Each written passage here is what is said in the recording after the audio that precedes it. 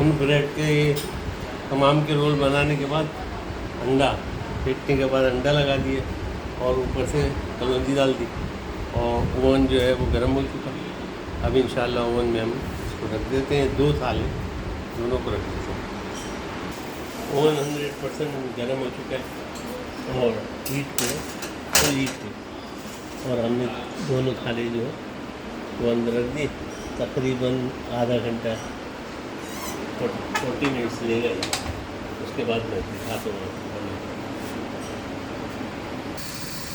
तकरीबन 45 मिनट्स हो गए, 40 to 45 मिनट्स हो गए। हमारे बन जो है चिकन ब्रेड तैयार है, आपको दिखा दूँ। और आगे की कार्रवाई नहीं दिखाऊंगा क्योंकि टाइम नहीं है, मैं कहीं जा रहा था। देखिए ज़बरदस्त बनते, एक हाथ निकाल के दिखा देता हूँ।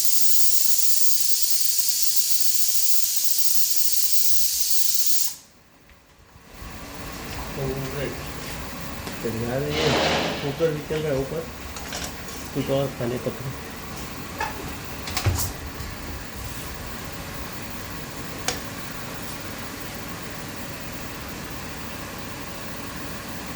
माशाल्लाह चिकन ब्रेड तमाम तैयार है हमारे, और सर्विंग के लिए खाने के लिए मैंने निकाला एक, और इसके साथ हम